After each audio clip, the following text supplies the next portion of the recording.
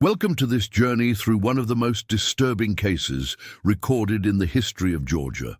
Before we begin, I invite you to leave in the comments where you're watching from and the exact time you're hearing this narration. We're interested to know what places and times of day or night these documented stories reach.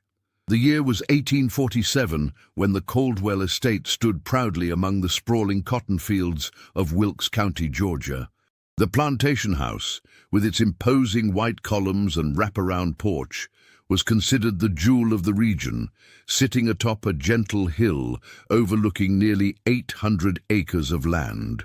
The Caldwell name carried weight in local society circles, not only for their considerable wealth, but for the twin daughters who had become the subject of whispered conversations throughout the county. Elizabeth and Catherine Caldwell, identical in appearance down to the small birthmark above their right eyebrows, had turned 22 that spring, well past the age when most young women of their station would have been married with children of their own. What few outside the plantation knew was that behind the perfectly maintained facade of Southern gentility, a series of events had been set in motion that would eventually unravel the very fabric of the Caldwell legacy.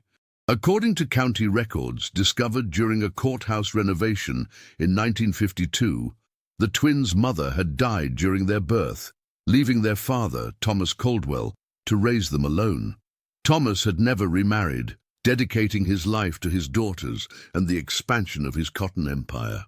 The first indication that something was amiss at the Caldwell plantation came in the form of a letter written by the family's longtime housekeeper, Margaret Sullivan, to her sister in Savannah.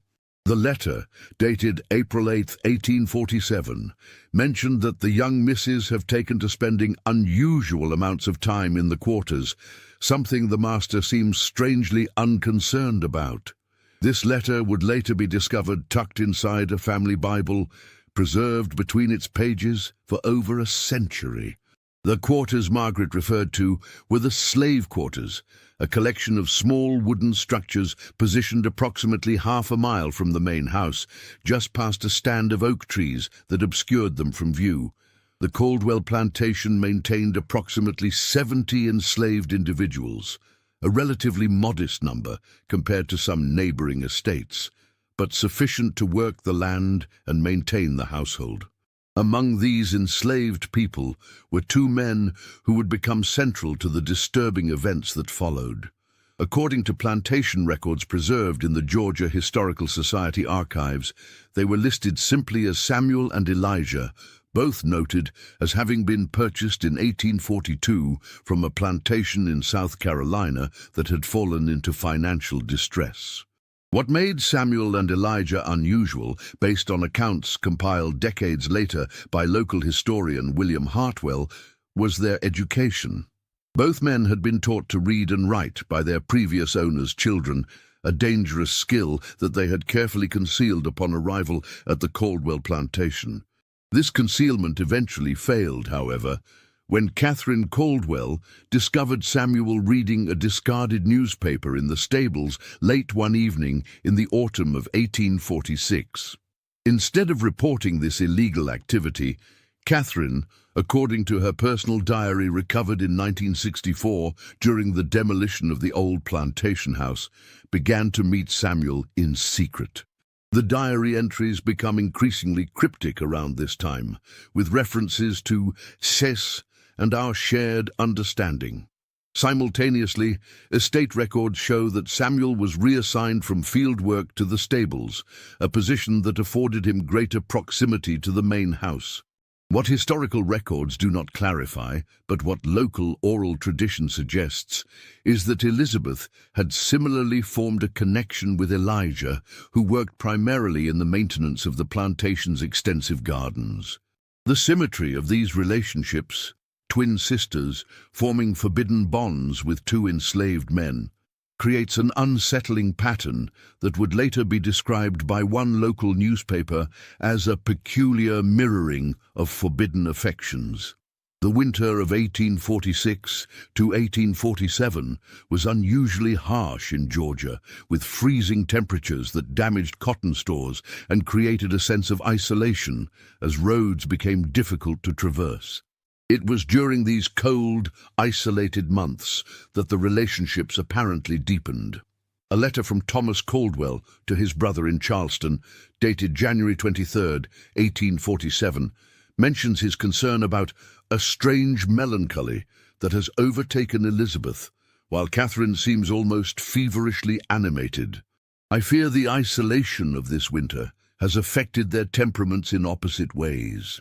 What Thomas failed to perceive was that his daughters were not suffering from winter melancholy or cabin fever, but were instead engaged in a dangerous game of secrets and forbidden relationships that violated every social code of their time and place.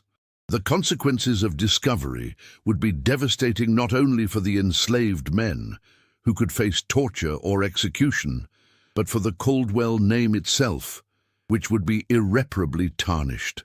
The first concrete evidence of the true nature of these relationships emerged in a series of coded messages found pressed between the pages of a volume of poetry belonging to Elizabeth. These notes, written on scraps of paper and dated throughout February 1847, contain what appear to be arrangements for meetings and expressions of devotion. One particularly revealing note reads, "The usual place at midnight. The moon will be new, offering cover." He says C and S will join. 4 hearts, beating as 2. This suggestion that the twins were not only aware of each other's forbidden relationships, but were actively coordinating their clandestine meetings adds a layer of conspiracy to the unfolding narrative. Rather than acting independently, the sisters appeared to be operating in concert, their identical appearances perhaps even being used to confuse and misdirect any suspicion. The turning point came on March 15, 1847, when Thomas Caldwell announced at dinner that he had arranged marriages for both his daughters to the sons of prominent plantation owners in neighboring counties. According to the diary of Catherine, this announcement was met with outward composure, though beneath my smile, my heart turned to stone. Elizabeth's reaction is not recorded, but subsequent events suggest she shared her sister's opposition to their father's plans. 3 days after this announcement, in the early hours of March 18th, something happened that would forever change the course of the Caldwell family history. The plantation's overseer, James Whittaker, was awakened by what he described in a later deposition as a commotion unlike any I had heard before. Investigating, he discovered a small fire had been set in one of the storage buildings near the slave quarters. While the fire itself was quickly contained and caused minimal damage, the ensuing confusion revealed a more significant problem. Samuel, Elijah, and the Caldwell twins were nowhere to be found. A search was immediately organized, with neighboring plantations alerted and search parties dispatched along every road and trail leading from the Caldwell property. The initial assumption, recorded in Whittaker's journal, was that the enslaved men had escaped and, in an act of unfathomable boldness, had abducted the Caldwell daughters. A substantial reward was offered for their capture, and the situation quickly escalated into one of the largest manhunts in county history. Thomas Caldwell, according to accounts from those present, became a man possessed, barely eating or sleeping as the search continued. What the search parties did not know, and what would not be discovered until much later, was that the fire had been deliberately set by Elizabeth as a distraction. This detail would emerge in 1868 when a former house servant named Ruth provided testimony to a northern journalist documenting stories of the antebellum South. According to Ruth, Elizabeth had confided in her hours before the fire, instructing her to remain silent about what she knew. The search continued for weeks, expanding into neighboring counties and eventually across state lines. Meanwhile, Thomas Caldwell's health rapidly deteriorated. Plantation records show that by April he had taken to his bed, attended only by his longtime house servant and a physician from Augusta who was called to the plantation twice during this period.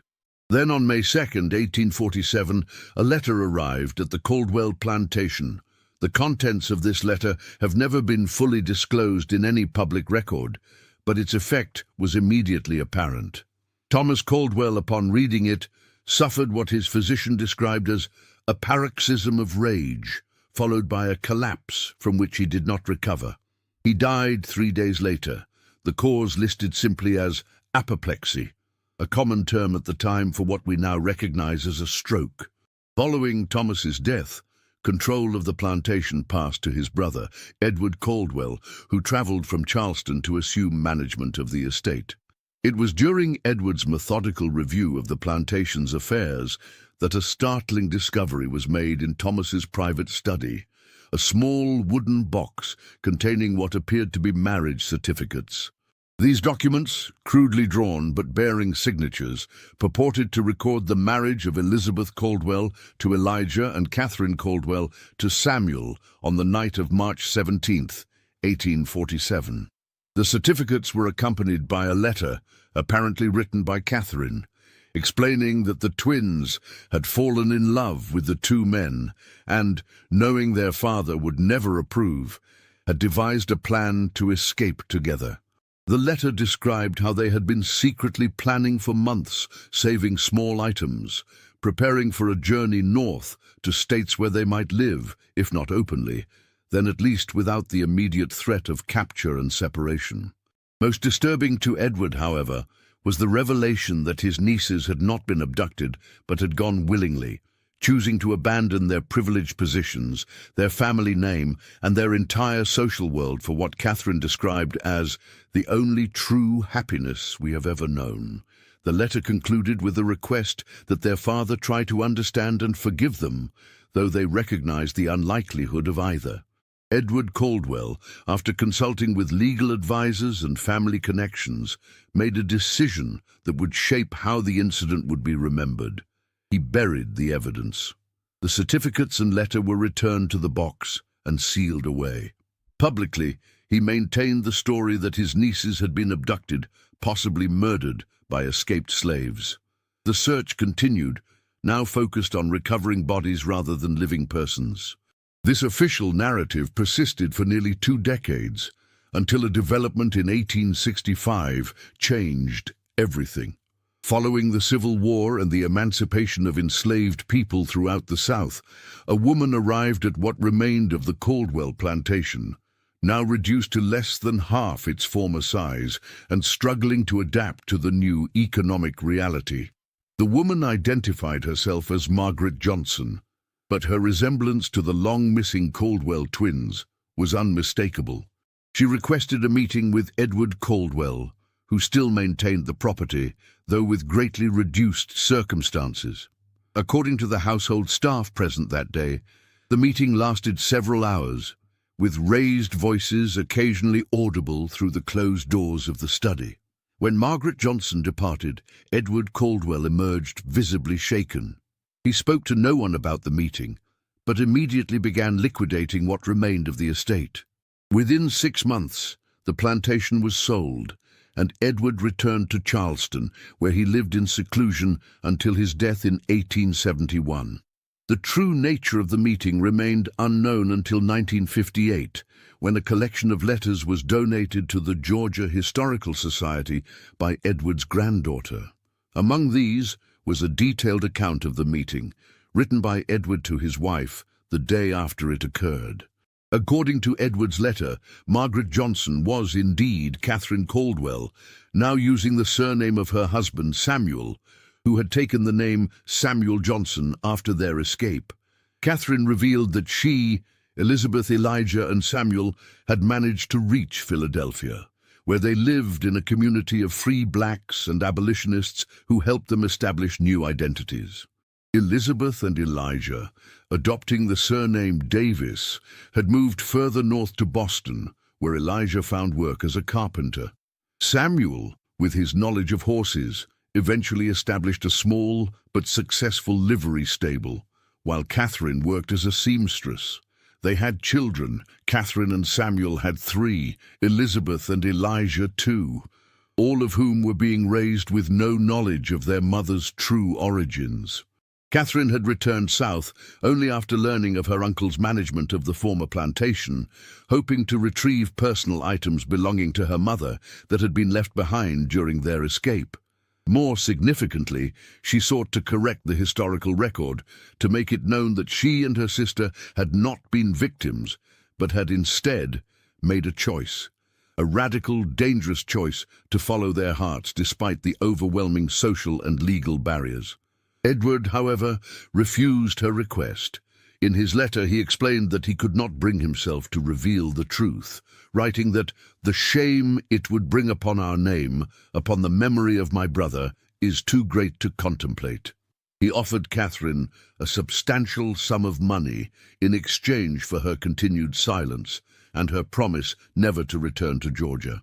Whether Catherine accepted this offer is not recorded in Edward's letter, but historical records show that Margaret Johnson purchased a ticket for Philadelphia the day after the meeting and never returned to Georgia. The Caldwell family narrative of the tragic abduction and presumed death of the twins remained the official story. In 1883, a fire destroyed much of the courthouse in Wilkes County, including many records from the antebellum period. This loss further obscured the already murky details of the Caldwell case. By the turn of the century, the story had transformed into a local legend, with various embellishments and supernatural elements added to what had been, at its core, a very human story of forbidden love and desperate choices. It wasn't until 1964, during the previously mentioned demolition of the original Caldwell plantation house, that Catherine's diary was discovered in a small compartment built into the wall of what had been her bedroom. This diary, covering the period from January 1846 to March 1847, provided the first contemporaneous account of the events from one of the participants. The diary revealed a complex picture of the relationships between the twins and the enslaved men. Catherine wrote of her initial shock at discovering Samuel's literacy, followed by curiosity, then genuine intellectual connection, and eventually love. She described conversations about philosophy, religion, and freedom that transformed her understanding of the world and her place in it. Particularly poignant were her descriptions of the moral crisis she experienced as she came to recognize the fundamental humanity of a man whom society had taught her to view as property. "I have been blind," she wrote on November 12, 1846, "not only to the suffering around me, but to the very nature of what it means to be human. Has opened my eyes, and now I cannot close them again, though the light sometimes pains me." The diary also confirmed the twins' mutual awareness and support of each other's relationships. Catherine described late-night conversations with Elizabeth, their shared fears and hopes, and their gradually evolving plan to escape. The final entry, dated March 16, 1847, reads simply, "Tomorrow, we leave everything we have known for an uncertain future. We may find freedom or death, but either is preferable to living a lie." The discovery of the diary prompted renewed interest in the case among historians specializing in the antebellum South. Research conducted throughout the 1960s uncovered additional pieces of the puzzle, including shipping records showing passage booked for 4 individuals from Savannah to Philadelphia in late March 1847 under the names Johnson and Davis. Census records from Philadelphia in 1850 confirmed the presence of Samuel and Catherine Johnson, listed as mulatto, living in a predominantly black neighborhood with 2 children.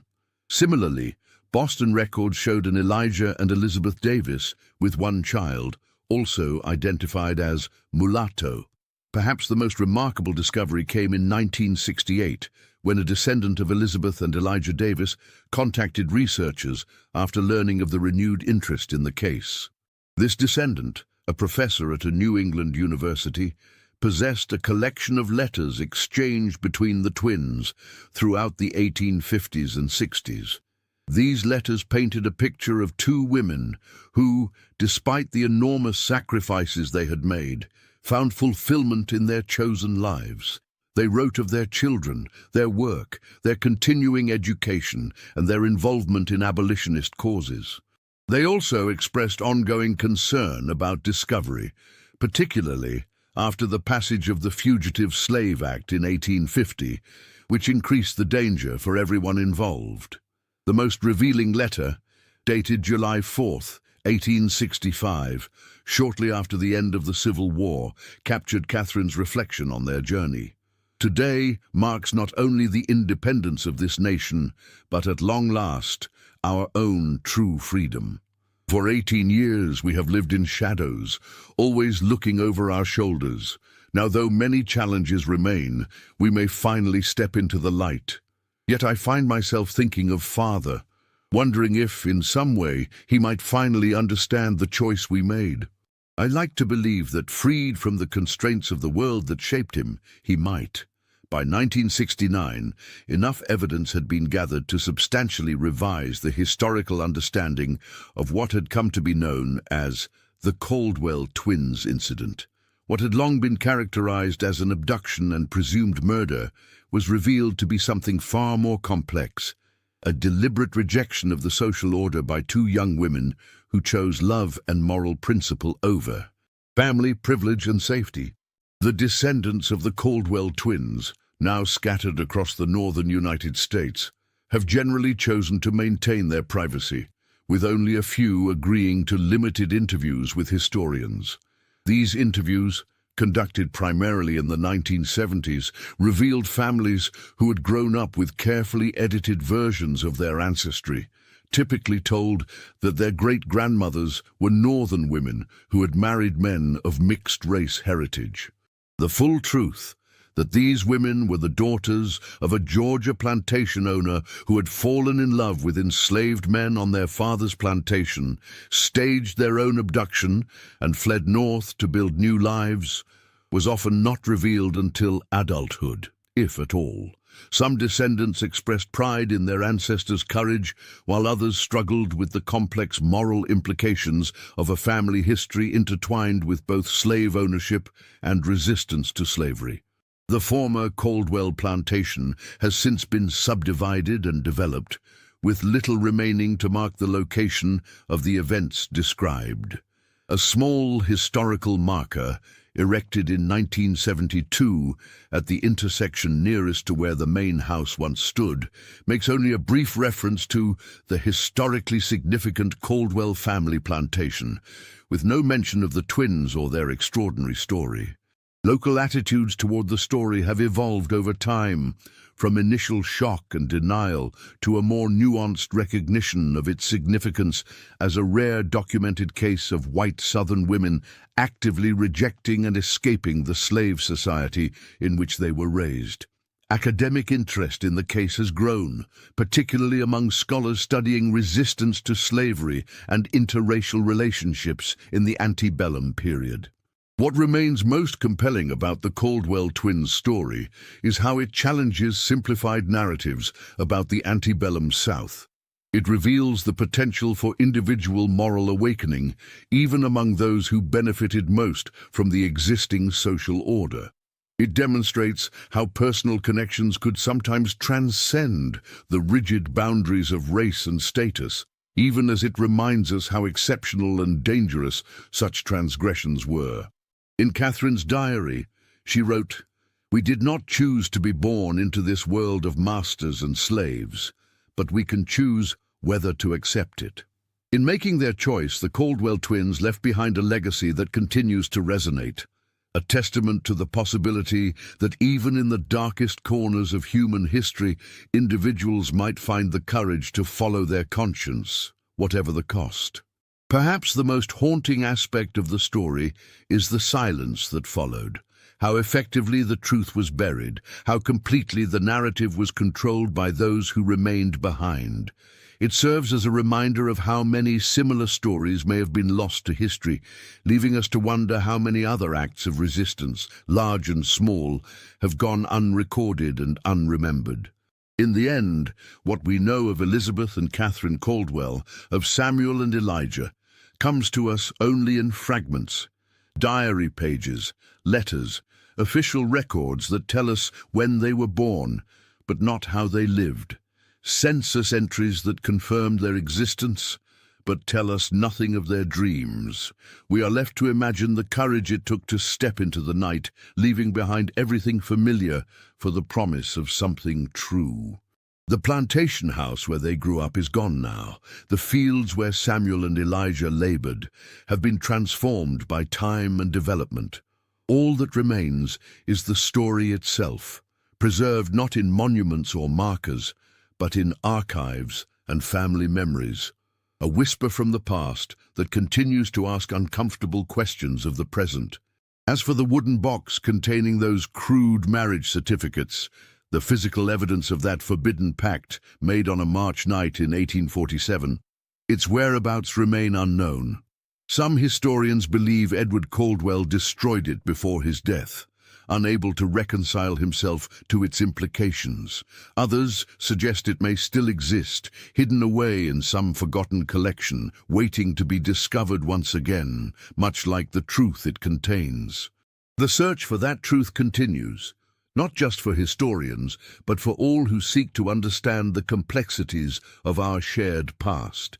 In that search, the story of the Caldwell twins stands as a reminder that history is not just a record of laws and wars and great men's deeds, but also of individual hearts and minds, of small acts of courage that sometimes change everything. In 1966, a remarkable document surfaced during an estate sale in Philadelphia. A small, leather-bound journal, water-damaged but largely legible, was discovered inside a false-bottomed drawer of an antique writing desk. The journal belonged to Samuel Johnson, formerly Samuel of the Caldwell plantation, and contained entries spanning from 1848 to 1859. This discovery provided the first written account from one of the enslaved men involved in the escape. Samuel's journal revealed details previously unknown about the escape plan and its execution. He wrote of the meticulous preparation, how over months they had gathered supplies, studied maps, and memorized the routes of the Underground Railroad. Most strikingly, he described their journey north, a harrowing 6-week ordeal of traveling by night, hiding during daylight hours, and relying on a network of sympathetic individuals who risked their own safety to assist them. One entry, dated April 2, 1847, described a particularly tense moment. Today, we nearly encountered disaster. A patrol stopped the wagon transporting us, hidden beneath sacks of grain. Elizabeth, despite her terror, spoke with such conviction to the patrolman, claiming to be traveling to visit relatives in the next county. Her voice never wavered, though I could feel Catherine trembling beside me in our hiding place. When the patrol finally moved on, we dared not breathe for what seemed like hours. Samuel's journal also offered insights into the complex emotions he experienced during and after the escape. He wrote of guilt over leaving behind family members still enslaved on the Caldwell plantation, of the disorientation of newfound freedom, and of the constant vigilance required to maintain their precarious safety in Philadelphia. Particularly poignant were his reflections on his relationship with Catherine. In one entry from 1852, he wrote, "C sometimes speaks of what she gave up to be with me. I remind her that I know precisely what she sacrificed, perhaps better than she does herself. There are days when I see her watching women in fine dresses from our window, and I wonder if she regrets her choice. Then she turns to me, and I see in her eyes the same resolve that led her to choose this life, this freedom, this love, imperfect as it may be." The journal also revealed that communication between the twins and their former home was not entirely severed after their departure. Samuel described Catherine's correspondence with Margaret Sullivan, the former housekeeper who had noted the twins' unusual behavior in her letter to her sister. Margaret, who had moved to Richmond following Thomas Caldwell's death, apparently served as a discreet source of information about events in Georgia and the aftermath of the twins' disappearance. Through these letters, Catherine learned of her father's death and her uncle's assumption of control over the plantation. It was this information that eventually prompted her fateful return visit to Georgia in 1865, a decision that Samuel described as foolhardy but necessary for her peace of mind. His entry following her return from this journey suggests the meeting with Edward Caldwell did not provide the closure Catherine had sought. She returned more troubled than when she left, carrying the weight of her father's final days. The knowledge that he died believing she had been taken against her will, perhaps murdered, haunts her in a way I cannot soothe. In 1967, another significant piece of the puzzle emerged when researchers located church records from a small African Methodist Episcopal congregation in Philadelphia. These records documented the baptism of the Johnson and Davis children, with godparents listed for each. Remarkably, Elizabeth served as godmother to Catherine's firstborn son, while Catherine was godmother to Elizabeth's daughter, suggesting the sisters maintained their close bond despite the challenges of their new lives. These records also revealed that both families moved several times within Philadelphia and Boston, likely in response to growing concerns about the Fugitive Slave Act and the increased risk of capture. The frequency of these relocations, approximately every 2 years, speaks to the persistent anxiety that must have characterized their lives during this period. By 1855, according to city directories and tax records, Samuel Johnson had established a modest but successful livery business in a predominantly immigrant neighborhood of Philadelphia. This business provided sufficient income for the family to purchase a small home, an extraordinary achievement given the circumstances of their arrival in the city just 8 years earlier. Elijah and Elizabeth, meanwhile, had moved from Boston to a small farming community in western Massachusetts by 1854.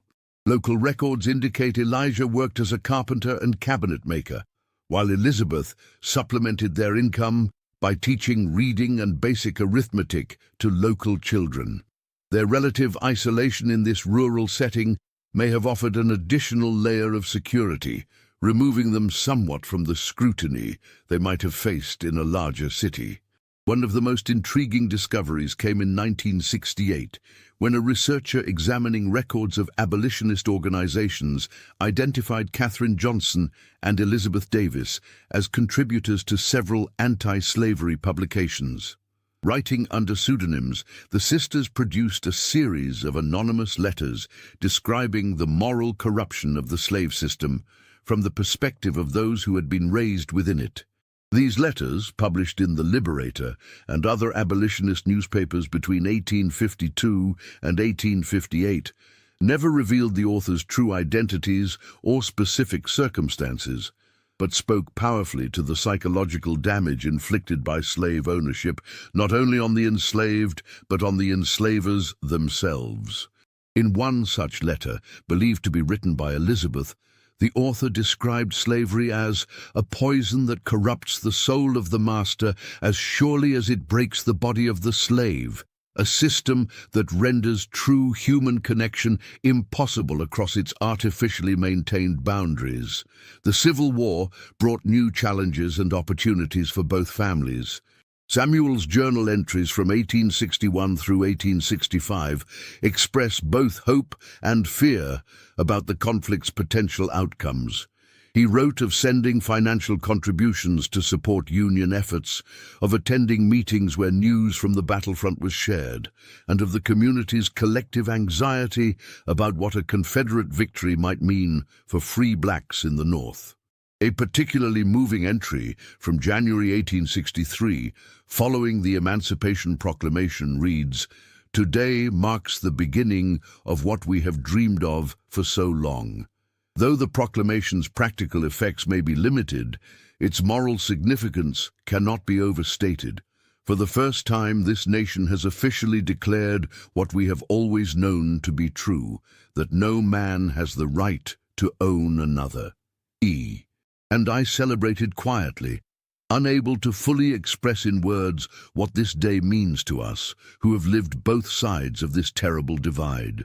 The post-war period brought relative security, as the legal abolition of slavery removed the most immediate threat facing the families.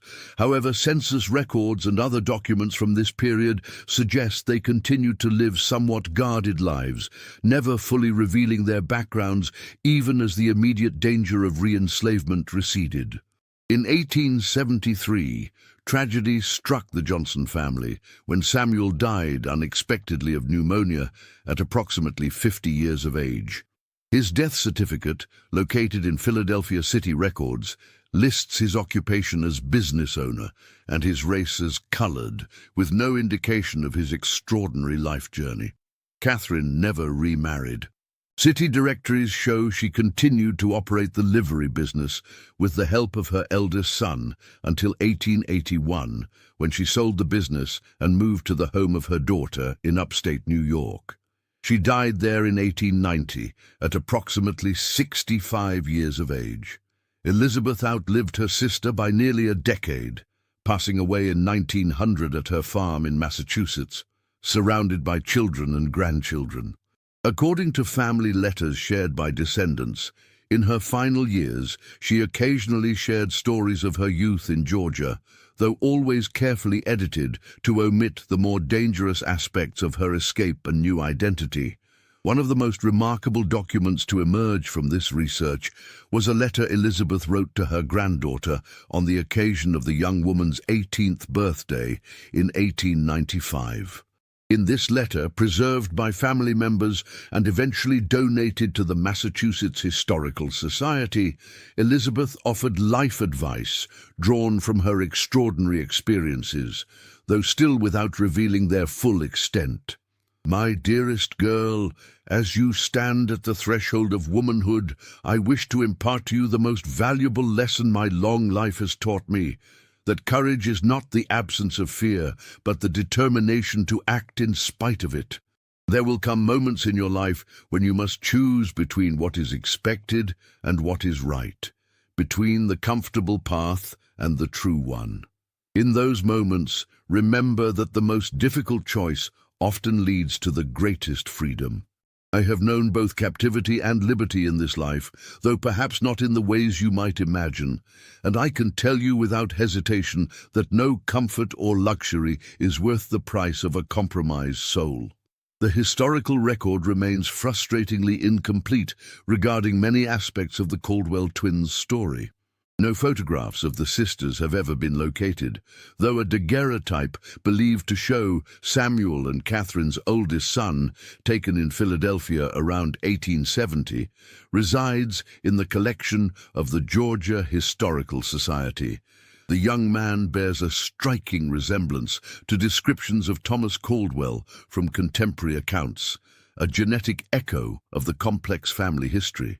In 1969, an archaeological excavation at the former site of the Caldwell plantation uncovered the foundations of the slave quarters and recovered several artifacts, including a small carved wooden bird that, according to Catherine's diary, was a gift from Samuel.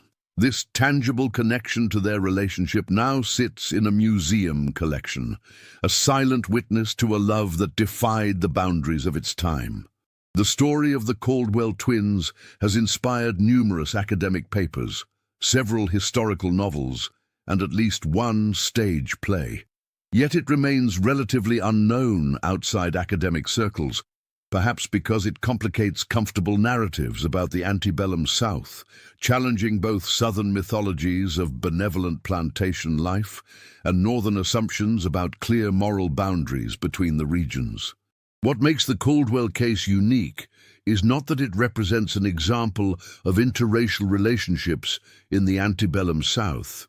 Such relationships were far more common than officially acknowledged, though usually involving white men and enslaved women, often in contexts of exploitation rather than mutual choice.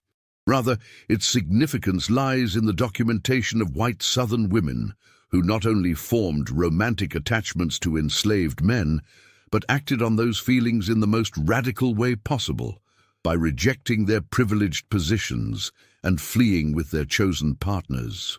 In 1968, during an interview conducted as part of an oral history project, a great-granddaughter of Elizabeth and Elijah Davis reflected on her family's legacy. "When I think about what they risked, not just their comfort or status, but potentially their lives, for love and for what they believed was right, it humbles me.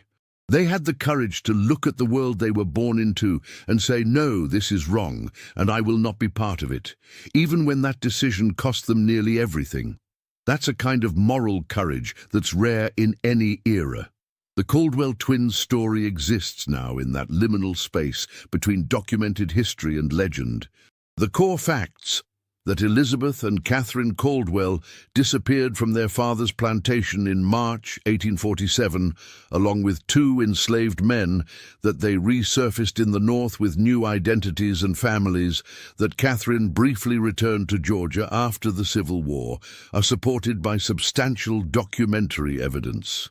Yet many details remain elusive, existing only in fragments of diaries, in letters with missing pages, in fading memories passed down through generations. Like so many stories of resistance to slavery, particularly those involving women, the full truth has been obscured by time, by deliberate concealment, and by a historical record that often failed to preserve the experiences of those who defied convention. In 2002, a final significant discovery added another layer to the story. During the renovation of a former boarding house in Philadelphia that had once housed numerous Underground Railroad fugitives, workers discovered a small cavity in a chimney containing a cloth pouch. Inside was a gold locket containing miniature portraits believed to be of the Caldwell twins as young women, along with a folded paper bearing the words, Elizabeth and Catherine, Georgia, 1844. Experts who examined the locket believe it may have been deliberately hidden by Catherine before her return journey to Georgia in 1865, perhaps as insurance against the possibility that she might not return. If this interpretation is correct, the locket represents a poignant acknowledgement of the dangers she still faced, even after the legal end of slavery, in confronting her past.